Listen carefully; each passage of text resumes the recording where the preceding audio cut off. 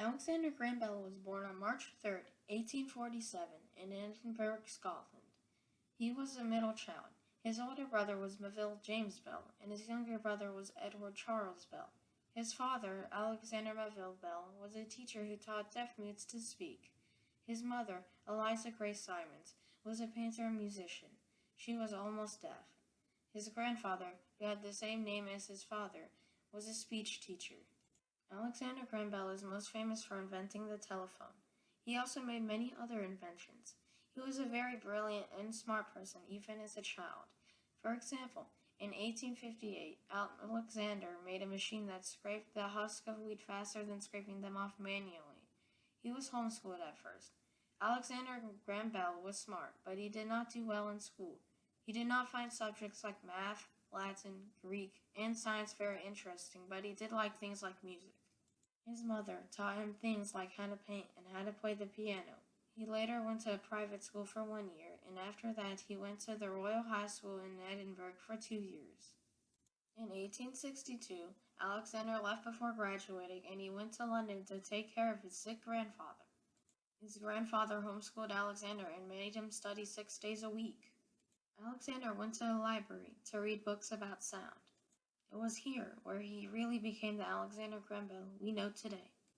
Alexander even said, "This period of my life seems the turning point of my whole career." 1 year later, in 1863, Alexander's father came to bring Alexander back home. That same year, Alexander went to the Westonhouse Academy to study and teach. When he left, he learned that his father had invented something called visible speech. Visible speech is a way for deaf people to talk. Alexander, his two brothers, and father showed and explained how visible speech worked in Scotland. In 1865, Alexander's grandfather died.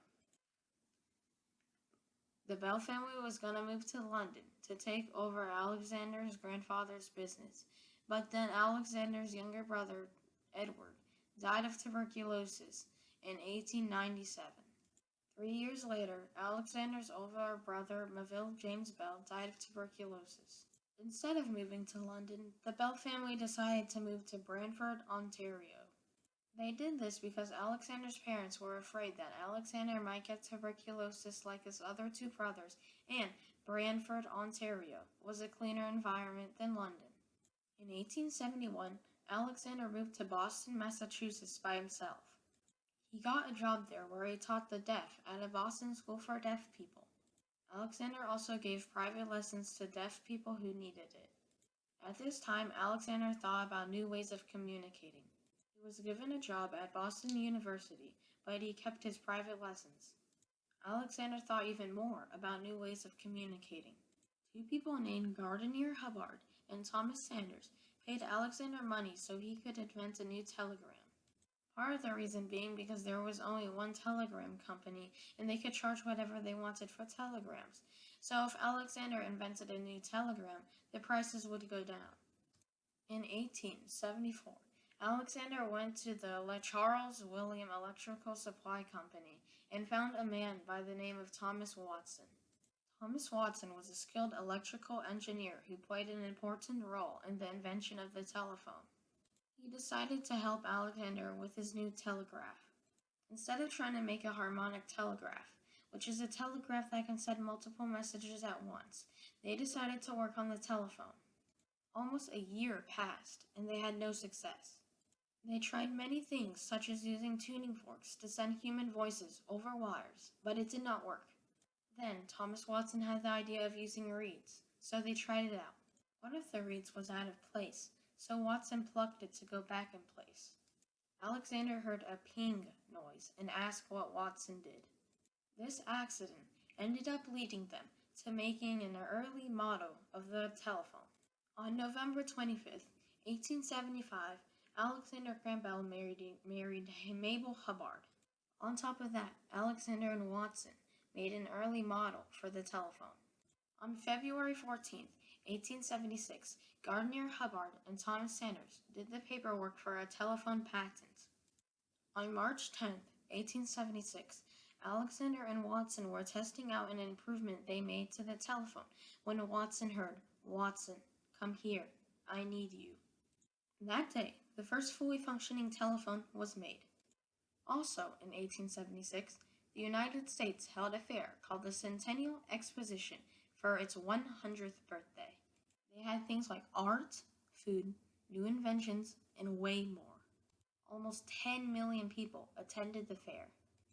Alexander decided to go to the Centennial Exposition, and he ended up winning a gold medal for electrical equipment. The telephone was still not complete. Although it was fully functional, Alexander and Watson kept making improvements to it. The telephone was getting better and better, but they had one problem. Most people were interested in the product, but they did not actually want to buy a telephone.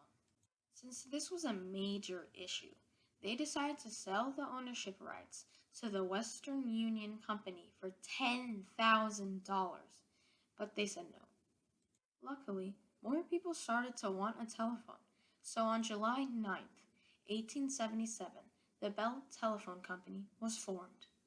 Things were starting to go well, but then the Western Union Company started selling their own telephones without legal permission to do so.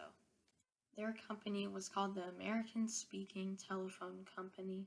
The Bell Telephone Company, which is known today as AT&T, went to court with the American Speaking Telephone Company, and the court case lasted for a whole entire year. On November 10th, 1879, the Bell Telephone Company won the court case.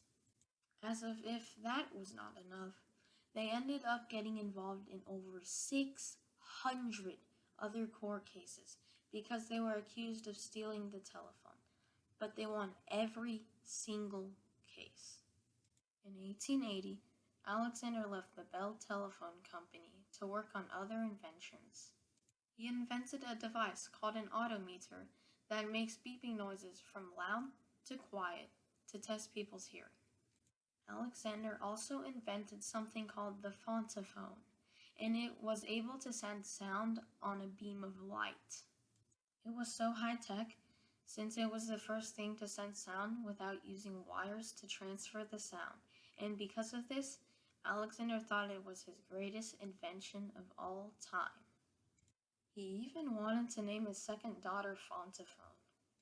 He invented the metal detector, which he used to try to find the bullet in James Garfield, but it did not work because the bed he was on had metal springs in it. Alexander also invented a machine that helps people breathe, which later helped make the iron lungs. After this, the Bell family moved to Baddeck, Nova Scotia, Canada. It was there where Alexander created kites that humans could fly on. In 1888, he helped Gardiner Hubbard start the National Geographic magazine. In 1897, Alexander became the second president of the National Geographic Society after Gardiner Hubbard died.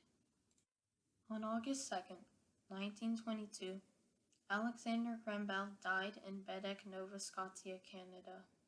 He lived to be 75 years old, which is also the same age when he made his last patent, and all the telephone services stopped for 1 minute to honor the man who invented the telephone.